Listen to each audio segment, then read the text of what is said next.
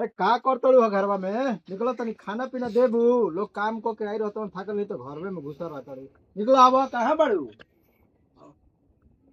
कहाँ भल जी काहे लात रहा अरे चिल्लाता खेत नहीं में रहुआ? हार्वेस्टर ढुके वाला बता चिल्लाई ना। सबे रहे जाके गाड़ी के इंतजार करत कर तो भूख लाग गइल। तू एगो घरवे में खालसा रहत घुसा रहत कुछ के काम के तो चिंता बा ना। खाली चटनी रोटी बनल बा। चटनी रोटी? हाँ। अच्छा तो चटनी रोटी बनवले बाड़ू तो जौन बात तौन घरवा में बात तौन वो तो देबू ना। रोज रोजी बताई चटनी रोटी अच्छा लागता जी? तो का खोइबू घेवाड़ा? का खोइबू? एबरा हमर मन तो कैसन फीका फीका लेखा भइल बा। कैसन फीका भइल बा? हम्म। का है कैसन तार मन में का हो गइल बताव न तनी। अपना मन से तो बुझेबे ना करेला कि तनी मेहरारू के कुछ नीमन बाउर लिया के खिया पिया दे। का तार मन खाए के करत हो का चीज ना लिया ना जितना हमारा औकात रहला उतना तार खियाई ना ना। काहे से बोलत हो? जब से शादी ब्याह भइल तब से ते घर में हम हर एक चीज खातिन तरस गइनी। हाँ हाँ कहे के बा। इतना मेहनत कर के हमारा जवन जूरत आटा तो खियावते बने फिर भी हमर दोसे दे तड़ू। जे नैहर के खाइल पियल घर के रही ना जी तो ससुरा में ओकर जीव ओतने निकलल रही समझनी कि नहीं। मरद बाना सन आखिर बिना कहले मेहरारू के दिल के बात समझ जाता ना लेकिन रउआ तो लागेला कि दिमाग आसमान में उड़ता। अरे का तारा दिल में घुसल बा तनी खोल के कह ना। का तारा तकलीफ भइल बा? मुर्गा चाहे मछली लेके आई तबे बनाई खाना खाई। माने रोज रोज मुर्गे मछली तारा के खियाई त ठीक बा। कहिया हमरा के रोज रोज मुर्गा मछली खियाई नहीं अभी परसों दिन बनौले रहब कि ना। आ फिर तारा के माने जेता अपन देखत ने कमाई नहीं को देखत। गोइल त एक दिन के 250-300 रुपया मिले के आ तारा के रोज रोज मुर्गे मछली खियाई। पा भर त लेके आइल नहीं मैं तो लइके खा गलू सब खत्म हो गई एगो पीस। तो माने रोज तारा के 2-2 किलो बना बना खेत पे खुश रहबू। हां तो हम बार जीदे पे आ गइल बनी समझनी कि ना समझनी कि कुछ ना आई त ना बनाबे जोनो चटनी रोटी ले वाले चलो लेके बाबा ये घिसिया के खेतवा में ना लागत काम करावनु बही तो बुझा जे घर में बैठल बैठा क्रीम पाउडर पोता तड़ू तो वही तो सोचा तड़ू कि सब उहे हाल बा। क्रीम पाउडर के करा कमैया के पोता तनी उतना तो हमर बाप माई देता है लोगवा नसीब बना तो बाप मातारे देले बा तो पहिन ले बने फटाई पुरान पहिन के तो रह जैती हम ठीक बा। अच्छा देखो ढेर माथा मत चाटो। ये जो भूख लागल बा काम को के जौने बात तौने दो आ खाई हम चली। किस्मतिए फूटल रहे कि ऐसा घर दुआर में हमर शादी बियाह भ खैला खैला बिना तरस गन ते हइसे ही देहिया थोड़ी रहला कितना मोट झोट जाइल जा जा उठ चल जा जौन बात तौने दो। माथा चाटा तार रोज चाटा तो हम उतार लू बियाह गइल बनी कुफुत कर देल बड़ घर में आओ काम करी दी 200 रुपया जाई भूखले पेटे खा काम करी। हम चल जे बाजारी हमके लिपस्टिक ले के बा कुछ चला जा चलो उठा रउआ से ना बतियावल। हां चलो पैदल गइल कुल बराबर बा समझली। चलो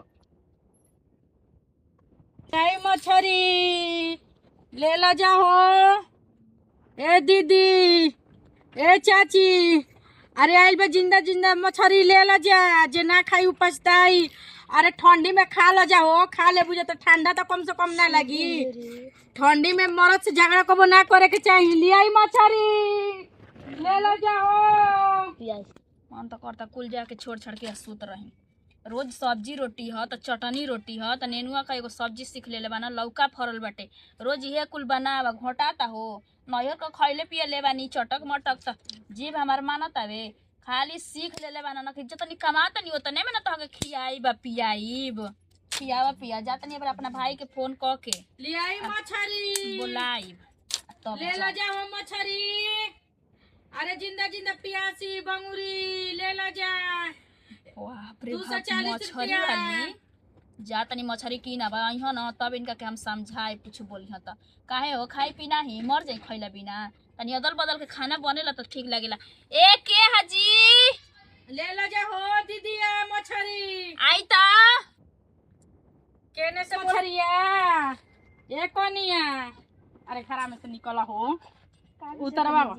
अरे मछरी है बुढ़िया नहीं कहता है ना वहां के गोइल बनी नई ह न कहिया के हो कोनी है नु कैसे तो तनी जी मछरी 240 रुपया। आ कोनी है कि मराई रहला पोखरा त कोनी कि तनी गांव में बेच दी 2-4 पैसा के काम हो जाई। ई ह कि जतनी हम कही ना ओतनी भगवान सुन लेना सबरे सेबरा मछरी मरा कुछ खाए के मन करत रहला आ तबले रोवा लेके चलिए ओइनी जान तड़ू लेकिन ढेर महंगा ना बेचे तनी जी। एक गमला मछरी रहला देसिला नु ह देसिला बंगुरी ह खइबू त एकदम बंगुरी लेखा हो जीबू जान जा कम से का करब किस्मत मैं बेचा गुलो टोला बा बोरिन त जननी कुछ खाए काहे ऐसे हरदम रोवत रहलू ए कनिया तार मर त ठीक ठाक कमाल कतना हीरो लेखा लागेल न कदम तो ये बताई खाली हीरो लेखा लागला से हो जाला सब कुछ खैला खैला बिना कुछ कहब ना तो कहे के पैसे नहीं खे। अच्छा ये दीदी ये बताई राहुल मरद माने ना कि ना रहुआ के? हमार मरद बहुत बढ़िया मानल। देखो देसीला मछली है, देखो आ छोटा बार की मछली नहीं की बेचत का आजकल? ना हो ये घड़ी अभी झींगी झींगी बाईसो कब तक लोग के पिचुट के बनावत रहबू। ये मछली ले ला बना के खा, देखियो कितना बढ़िया मिल। तो कुछ कौन दाम लगाई? दूल्हा का बना के कनिए धर है दे 1 किलो है, धर है एगो आधा किलो के बिया, ठीक बा है, धर है 1 किलो हो गइल, ठीक ले जा। हाय कैसन मछली बिया जी? अरे धइला से अपने में मारा मारी यही में कले ले रही स तनी मनी घावाही हो गइल तो ओकर कलारवा छूट गइल 1 किलो बाटे। मटन थोड़ी ना चढ़ी है, रख दी है बड़की मछली दे दी। बड़की पता बा 3 पाव के बिया मछरिया, बड़की कैसे तारा के दे दी हो? चली कहलिए ना कि परसों लेके आए छोटवार मछली तो तनी हम मन करता मछली छोटवार खाए के। हां छोटवार मछली तो है ना लेबू का है तो 1 किलो लेबे करब ना, मतलब छोटवार मछली तो निकाल एगो ले निकाली सरकत अड़ी तो ले लो। हमरो तो सरकते बिया, धर धर निकाल जौने मन बताओने ले लो। चलो हटाओ, अब सोचे तनी बेच बाच के हटाई, धर चलो ले आओ। आज ले आ ये कोनिया उधार बाकी ना लगाइम जनू हो टोला बा उधार लगा देले बाड़ी जा। फिर हमार मौत के दवाई ले कैसे हम दवाई ले, पैसा ना दे बुझा तो थोड़ो बहुत पैसा द जाए, कम से कम 100 रुपया ले के दो। ठीक है लेके आओ तनी जा लेके आओ। आ तन चटगरे मसाला पीस दी, तन लाल मरचा पीस दी। हां गांव भाई लगी उनकर जी गाय भभाता खालन गुटू का तबे नु खाइलू कर गुटू का छुट्टी ले आवा जल्दी पैसा चली हम भूख प्यास लागल। चलो है 3 गो बच गो बैस जा तनी तना लइकन के बना के खिया दे हम तनी हमनियो के मने थू हो जाई खाली हल्दी तो। ए कनिया ले आवा जल्दी पैसा बा हो। आई जी दीदी ले ली मछरी, आई बचल भी 1 किलो ले। अरे ले आवा एक कनिया कुबेरा होता का हो बबुआ? अरे ले का तोर मैं मछली लई।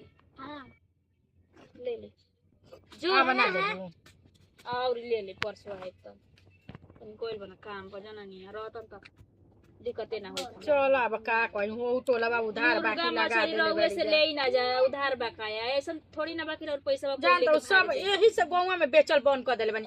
यही से हमर मर्दा के गोड़वा ठीक हो जानु तो खुद बाजारी में ले जाके बेचेलन जान जा।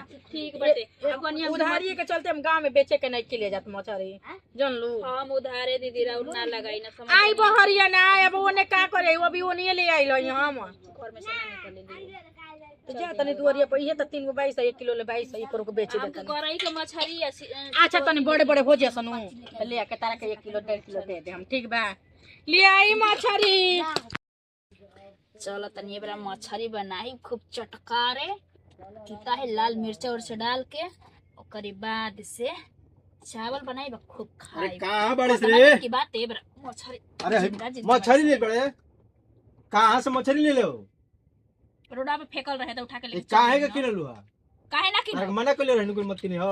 देखिए हमरा भी अनाप से ना बोला नहीं तो हमसे बुरा कोई होई ना भूला जाए कि अरे हमर बाप रे बाप ई बताओ हमरा के हम 1 रुपया कमा कमा के जुगाड़ कइले रहनी हां कि है कुल पलानी वाला नहीं बा हम अपन घर द्वार बनवाए आ तू अपना खाए के पीछे मछली किन किन के खा जा आ बनवैया घेवड़ा सब देखिए हमरा के मुर्गा मछली लिया के देतनी कि हम बनावत नहीं खाता के कल तोरा के किने के ए मछली का किले अपना मन के हो गेल बड़े पर जब तोरा आप समा गई परेजा कर जब करू तो मार बेक फाइट अस्थिर हो जीबू ई नहीं खोजा तू कि हम कितना मेहनत ले 1 रुपया जुगाड़ को के धैले नहीं के घर बनवाई बे आई तू तो आके 200 रुपया से घर बन जाई बन जा बूंद बूंद तला भरेला कहां से पढ़ल बड़े तोरा इतना ज्ञान नहीं करे दिमाग के चट बोल हमर बाप तोरा ई नहीं के बुझात कि 1 रुपया जोड़ने तार बाबू मैं ये साथ देबे ओसन घर में शादी ब्याह कर दिया ना सन नंगा के घर में ना कि दिमाग एकदम जरता है। अरे जा हो तारा हम का कह तारा साथ हमर बियाह के कर में फूट गेली नहीं कोई जानत कि कैसे कैसे हमार आदमी 2 रुपया के जुगाड़ धइले बा। ना कह तारा ई ना बुझाला लेखा रहे ना तो बियाह कर लेलस ना तेरी मुहा पर दूसर मुंह। अरे तू हमरा के जबले आइल बड़ू तबले कंगाल के बर्बाद कर देले बड़ू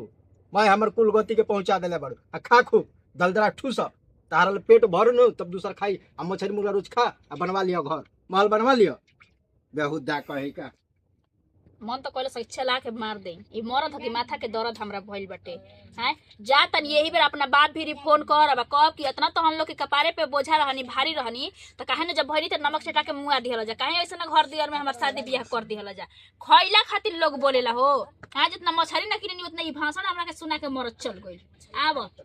आवा एबरा बनाई बा खाइब लेकिन देब ना ओइगना मुहवे ताकत रह जाइब बेशरम बेहाया बेलज कहीं का कतना मूड बनैले रहनी कि खूब बढ़िया से बनाई बा खाइब आके दिमागे डिस्टर्ब पे मरद क के रख दिहलस नाटी का बेटा